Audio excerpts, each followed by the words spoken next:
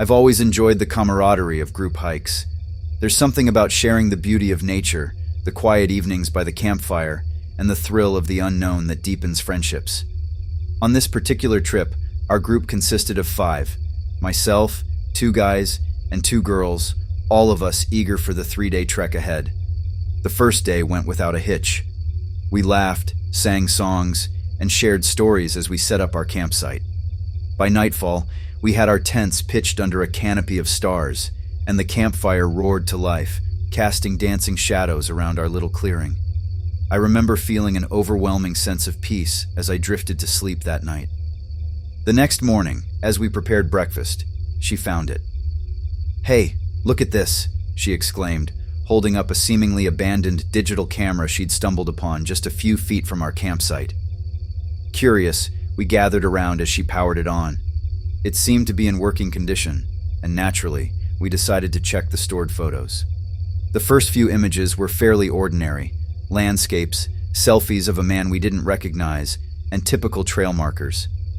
But as she continued to scroll, our amusement turned to confusion, and then to horror. We came across a series of photographs of our campsite. There we were, sleeping soundly in our tents. The images were taken from various angles, with an unsettling focus on the zipped entrances of our tents. The last picture was the most chilling of all: a close-up of her face, taken from just outside her tent, her lips slightly parted in slumber. Everyone fell silent. The realization that someone had been watching us, that they had been so close while we were vulnerable and unaware, sent chills down my spine. "We need to leave," he said, breaking the tense silence. But before we could react, another discovery was made. She pointed out that the date on the pictures was from tonight, which meant they were taken just a few hours ago. A collective dread settled upon the group. The knowledge that the photographer could still be nearby, watching us, was paralyzing. We quickly packed up, abandoning the idea of breakfast, and decided to leave the trail and head back to where we started. But the forest, which had seemed so inviting the day before, now felt like a labyrinth of shadows and potential threats. Every rustling leaf and distant bird call made us jump. As we made our way back, the sense of being watched grew stronger. Whispers spread within the group about the best course of action. We considered splitting up, but the idea of being isolated was even more terrifying. As the day wore on, our initial panic was replaced by a growing paranoia. Every so often, one of us would think we spotted a figure in the distance or heard a twig snap just out of view. By evening, we were exhausted but too scared to set up camp. Deciding to press on, we used our flashlights to cut through the growing darkness. That's when we found the next clue. Another camera, almost identical to the first, placed conspicuously in the middle of the path. With a sinking feeling, we checked its photos. The photos on the new camera were eerily similar to the first, but with one chilling addition. There were more recent pictures of our group from earlier that day. There we were, huddled together, examining the first camera. There were even photos taken from behind trees as we anxiously discussed our plan of action.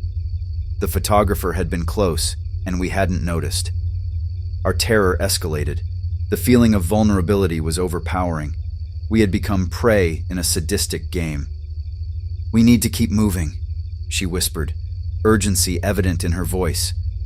With our flashlights sweeping the path ahead, we quickened our pace, our ears straining for any sounds that weren't our own.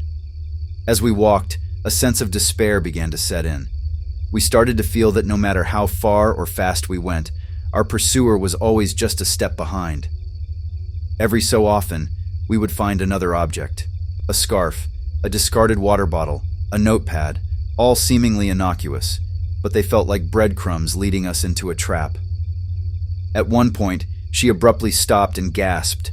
Pointing to a clearing ahead, we saw it: a tent, illuminated from the inside. Cautiously, we approached. Inside, we found an array of cameras, maps of the trails, and chillingly, several photographs of different hiking groups, some of whom looked visibly distressed. It was a stalker's den. Panicking, we discussed our next steps. He suggested that we set up a decoy, We'd pitch a tent further down the trail, making it appear as if we had settled for the night. But in reality, we'd be hiding, watching for our stalker to approach.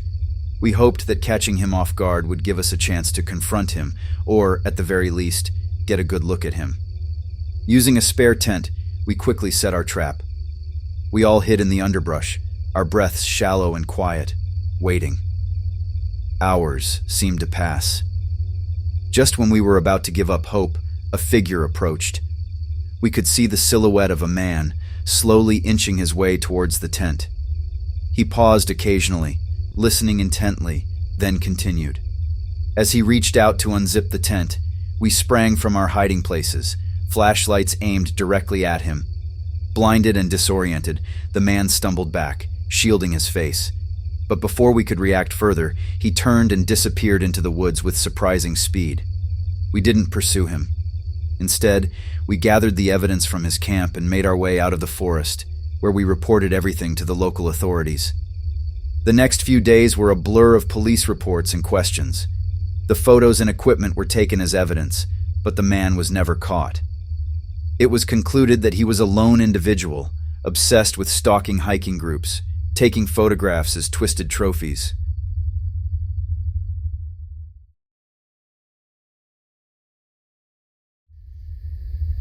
The day started with promise. I had packed my gear, checked my map, and headed out for a solo night hike, hoping the solitude would offer me some much-needed reflection. The initial part of the hike was serene, with birds providing a natural soundtrack and the evening sun casting the woods in a warm, golden hue.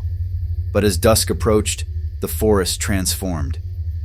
The once familiar trails seemed to twist and contort, leading me in circles. The towering trees, which earlier appeared majestic, now felt oppressive, their interlocking canopies blocking out the evening sky. My sense of direction, usually reliable, betrayed me. Every path seemed to be leading deeper into the dense woods rather than out. To make matters worse, I began to notice peculiar signs. Freshly dug patches of earth, abandoned tools, and trails of boot prints that seemed to go off in all directions. A growing unease settled in as I realized that I wasn't the only one in this forest. The distant sound of murmured conversation confirmed my suspicions.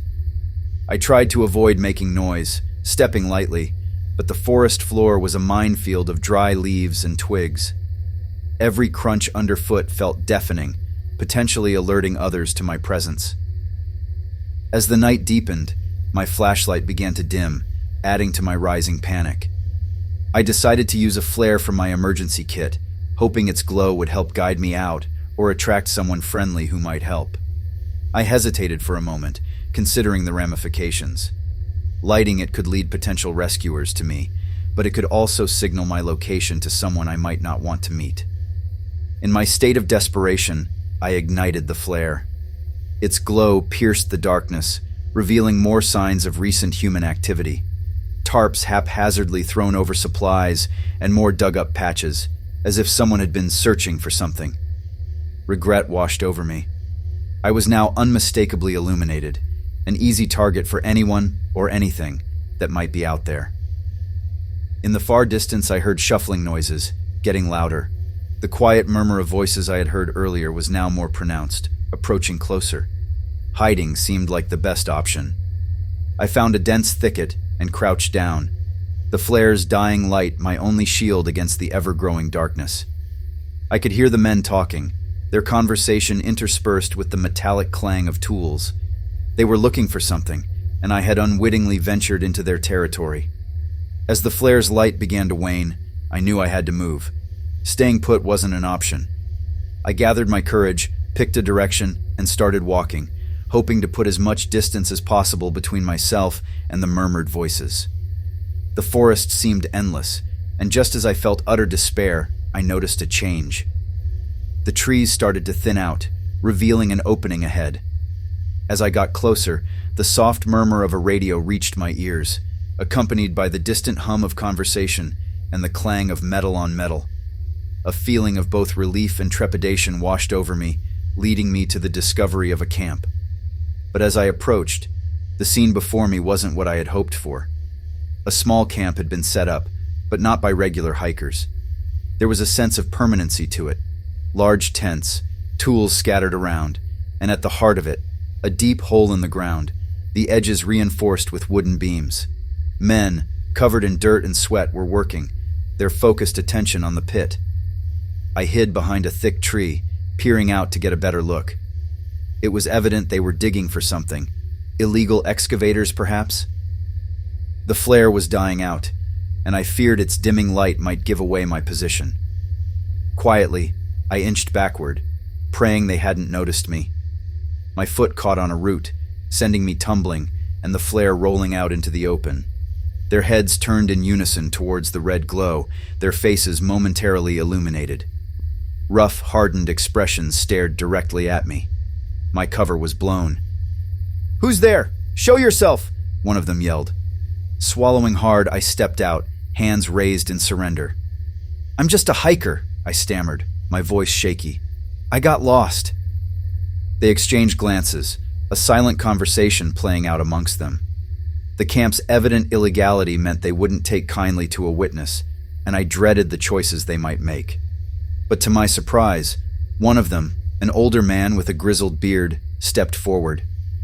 "You picked a bad time to get lost," he muttered, an almost sympathetic look in his eyes. "This isn't a place for hikers." "Please, I just want to go home," I pleaded, my voice desperate. The man looked me up and down, then nodded to one of the others, who disappeared into a tent, returning with a water bottle and a flashlight. "Take this," the bearded man said, handing them to me. He then pointed towards a narrow path. "Head that way, and you'll hit the main trail in about half an hour." "Why are you helping me?" I whispered, confused. His eyes held a far-off look for a moment. "Everyone deserves a second chance. Now go, and don't come back, and forget you saw anything here." I didn't need telling twice. Clutching the flashlight, I made my way towards the path he had pointed out. True to his word, I found myself on the familiar main trail before long. The dawn's first light was breaking, and with it, the forest's sinister grip on me began to wane. Reaching my car, the weight of the night's events bore down on me. The journey from an idyllic hike to a terrifying ordeal had been a stark reminder of how quickly things could change. But one thing was certain: I'd be sticking to well-trodden paths from now on.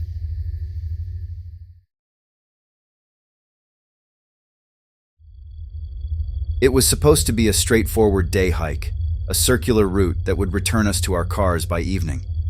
The trail was known for its picturesque views and calm resting spots. But as the day wore on, things went terribly awry. Our group, composed of myself, Anna, Brian, and Clara, set off in the early morning. The sunrise painted the sky in vibrant hues of orange and pink, and our moods were high. The first part of the hike was quite ordinary. We paused occasionally to take in the beauty around us, capture some photographs, and engage in light banter. But as the day moved forward, I noticed that the once frequent and bold trail markers were now few and faded. By late afternoon, we had to face the unsettling truth. We were lost. Our usually trusty GPS devices were showing scrambled signals. The map seemed irrelevant, bearing no similarity to the terrain we were seeing. A quiet panic began to seep in. We decided our best bet was to backtrack, hoping to find a familiar part of the trail. But as the shadows grew longer, our steps became more frantic. It was during this haste that Clara's foot caught on a hidden root. She fell hard, twisting her ankle. Our predicament intensified.